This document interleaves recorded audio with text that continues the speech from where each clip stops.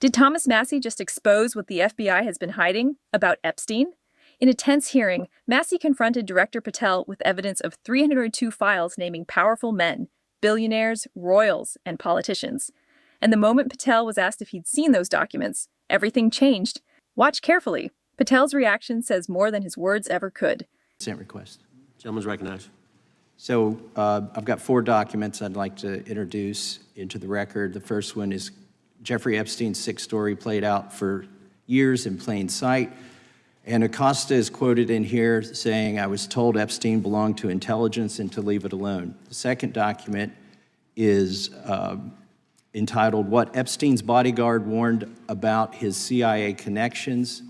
The third document is from Fox Digital. It's titled, "Epstein's Private Calendar Reveals Planned Meetings with Obama Admin Official CIA Chief." And the last document is Wall Street Journal article that highlights Ehud Barak's 36 meetings with Jeffrey Epstein. He was the former Prime Minister of Israel and head of military intelligence for Israel. It may have held that title when he met Epstein, and then, yes. Without objection, the gentleman will hold for a second. The gentleman from Maryland is recognized. Thank you, Mr. Chairman. Just one UC request. This is Judge Engelmeyer's decision from August in U.S. versus Epstein, stating the government's 100,000 pages of Epstein files dwarfs the 70-odd pages of Epstein grand jury materials. Without objection, the gentleman from Kentucky is recognized for 5 minutes. Thank you, Mr. Chairman. Director Patel, I watched some of your Senate hearing yesterday when Senator Kennedy asked you, "You've seen most of the files. Who, if anyone, did Epstein traffic these women to besides himself?" You replied, according to the transcript, "There is no credible information that he trafficked them to anyone else." You also said somewhere in the hearing and here today that the problem is that the case files are constrained by limited search warrants from 2006 to 2007, and that the non-prosecution agreement hamstrung future investigations. Those constraints only apply to Southern District of Florida. They do not apply to Southern District of New York, the location of the 2019 sex trafficking indictment, which produced many things, including a series of FD 302 documents.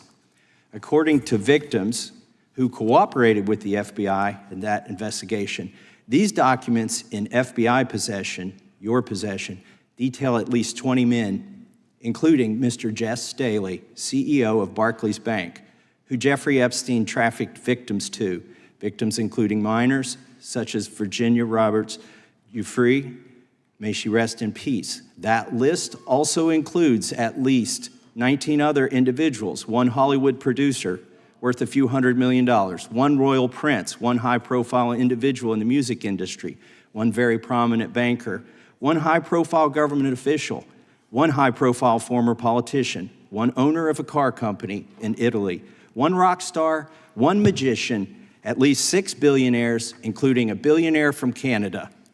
We know these people exist in the FBI files, the files that you control. I don't know exactly who they are, but the FBI does.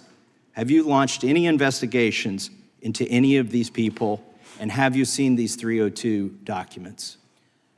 Sir, I have asked my FBI agents to review the entirety of the Epstein files and bring forth any credible information, and we're working with Congress not only to divulge that information and produce it to you, but any investigations that arise from any credible investigation will be brought. There have been no new materials brought to me launching a new indictment. So is the loophole here, or is it your assertion that these victims aren't credible, that the 302s maybe didn't produce credible statements that rise to a probable cause?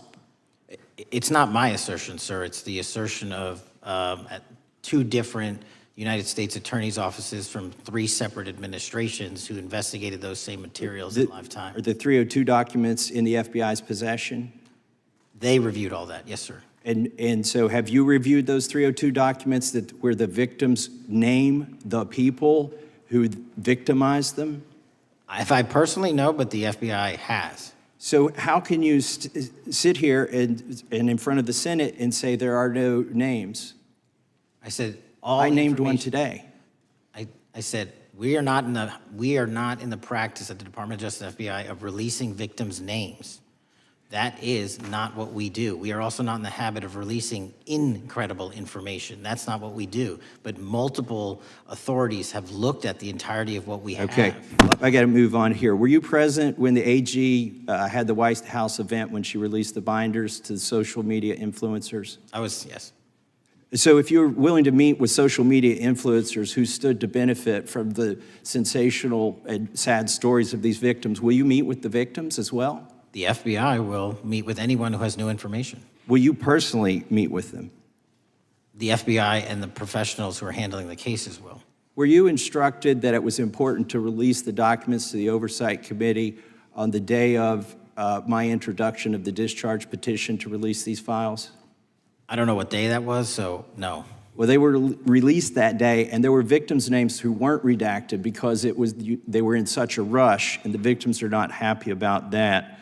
Have you investigated any of the CIA connections? Have you seen the CIA file on Jeffrey Epstein? And if you wanted to see it, would they show it to you? Well, I can speak for the FBI, and that's presuming there's a CIA case file, and I've reviewed everything that the interagency, not I, the FBI, that was provided to us. Would you be willing to look at the CIA file on Jeffrey Epstein? If there is such a file, and if it has not already been turned over to the FBI will look at any new investigative leads. Have you made any progress on the pipe bomb investigation January 6th? And have you made any progress on the motive of the Las Vegas shooter? As to the first, it's an ongoing investigation, and we have made progress. As to the second, sir, I'll have to get back to you. In a recent hearing, Representative Thomas Massie raised a question that has lingered for years. Did Epstein have connections that reached into intelligence circles? And why do so many of the powerful people once linked to him remain beyond scrutiny? The FBI director's responses were careful and procedural. He said there was no credible evidence that Epstein trafficked anyone to others. Yet survivors and investigators have long claimed that far more information exists than the public has seen. Interviews, reports, and testimony that may never reach daylight. If such material exists, someone has decided what the rest of us are allowed to know. And that raises a deeper issue. Who defines credible when the definition comes from the very institutions facing the questions? When witness statements are filtered or redacted, credibility stops being a measure of truth and becomes a tool of control. This story has never been about one man alone. It's about the system that enabled him, the intersection of money, influence, and secrecy that lets certain people operate above consequence. Epstein was a symptom of something larger, a culture where access can outweigh accountability. Massie's line of questioning touched on that discomfort. Because if any part of this network intersected with intelligence work, American or foreign, it forces an unsettling thought. Some actions may have been tolerated, even protected, in the name of national interests. And when secrecy and criminality overlap, justice becomes nearly impossible to untangle. Each agency insists it has nothing to hide, yet none seems to know what the others hold. Congress demands answers, the public waits in the dark. But secrecy isn't just bureaucracy, it's a moral choice. Every buried document, every silenced survivor, sends the same message, that truth is negotiable and accountability selective. We're told to value transparency abroad, even as transparency at home stops at the gates of power. It's not enough to ask what Epstein did. We have to ask why so many forces work to contain that story. Because when cover-ups become routine, democracy erodes. A nation that can't face its own corruption can't protect its people. Skeptics call all this partisan theater. But inconvenient facts aren't hidden because they're false. They're hidden because they threaten reputations and the illusion of moral authority that power depends on. The survivors deserved protection, not dismissal. And citizens deserve a government that values truth over convenience, justice over connections, humanity over hierarchy. If the names of abusers remain untouchable, what does that say about who we are becoming? So keep asking questions. Keep demanding transparency. Watch every hearing, not for the spectacle, but for the patterns. Because democracy survives only when ordinary people refuse to look away from extraordinary corruption. The truth doesn't vanish. It gets buried. And it's up to us to dig it back out.